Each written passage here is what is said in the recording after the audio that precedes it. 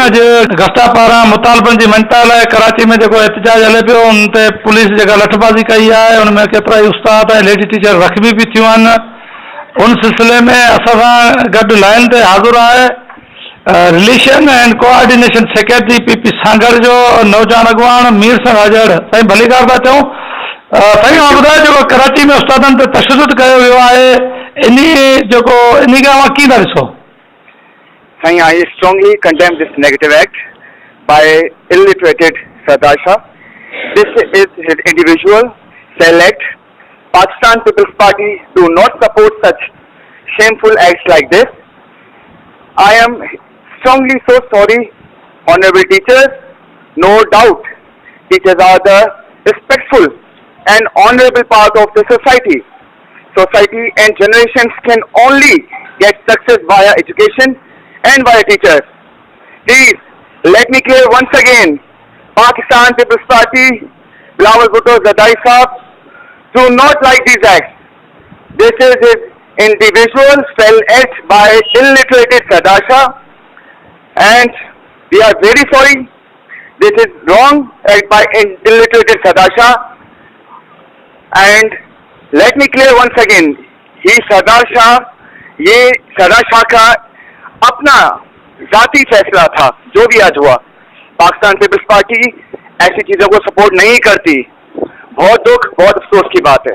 छा भाई सूबाई वज़ीर ज़ाती फ़ैसला करे ऐं हुकूमत जी रेपुटेशन या हुकूमत जो जेको जमहूरी हुकूमत जो किरदारु आहे अदा करण खां क़ासिर रही ज़ाती छा इन जे ख़िलाफ़ भला कार्रवाई थींदी सूबाई वज़ीर जे ख़िलाफ़ जंहिंखे अव्हां कंडेम पिया कयो उनजे जेको फ़ैसिले के हुकुम के?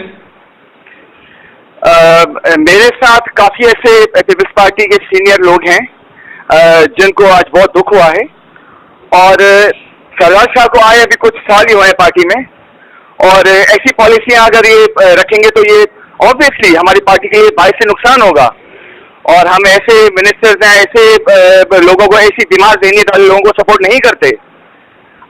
आप देखेंगे इंशाल्लाह ये इस पे बिल्कुल कार्रवाई होगी। अच्छा, बिलावल भुट्टो चेयरमैन साहब हींअर लॉन्ग मार्च पियो करे, ट्रेन मार्च जो कयो आहे, ऐं ॿिए पासे ही उस्तादनि ते तशदुद कयो वियो आहे जेके उस्ताद तइलीम ॾियनि था ॿारनि खे। इन ॿिन्ही मामलनि खे अव्हां पाण में कीअं ॻंढींदव? साईं अॻु में चई चुको आहियां त हीउ ज़ाती फ़ैसिलो आहे इन बीमार ज़हन शख़्स जो, ऐं इज्तिमाही जेको आहे सो पार्टी फ़ैसिलो न आहे। पाकिस्तान पीपल्स पार्टी ऐं बिलावल भुट्टो ज़रदारी साहब अहिड़ियुनि शयुनि खे कॾहिं सपोर्ट नथो करे, न ई कंदा आहिनि। उहो तमामु जेको आहे सो मुंहिंजे ख़्याल में अगरि हुननि खे ख़बर पवंदी ऐं हू ॾिसंदा त तमामु उन्हनि खे अफ़सोस थींदो।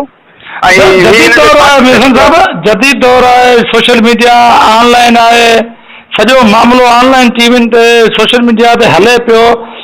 पीपल्स पार्टी जे कंहिं बि ज़िम्मेवार इन शइ जो नोटिस न आहे वरितो। साईं मां हिकु स्ट्रॉन्ग पोजीशन ते आहियां पीपल्स पार्टी जी डिस्ट्रिक्ट सांगड़ में, ऐं न सिर्फ़ु स्ट्रॉन्ग पोजीशन आहे पर इंतिहाई जेको आहे सो पब्लिक जे सां रिलेटेड पोजीशन आहे। त मां रिप्रेज़ेंट कयां थो पाकिस्तान पार्टी के बिलावल भुट्टो ज़रदारी साहब खे।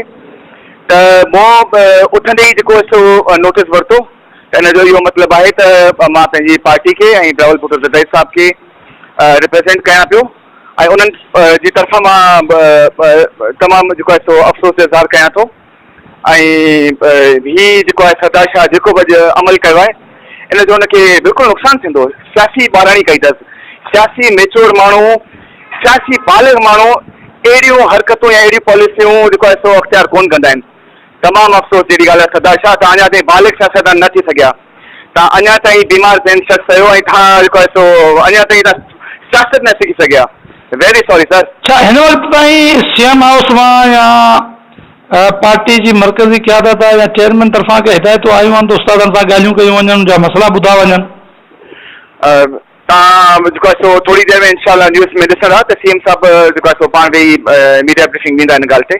तव्हां वेट कयो, सीएम साहब मीडिया ब्रीफिंग ॾींदा हीअं थोरी देरि में। महिरबानी मीर सिंह साहब, अवामी न्यूज़ खे तव्हां जॉइन कयो, अव्हांजी महिरबानी। वॾी महिरबानी सर, थैंक यू।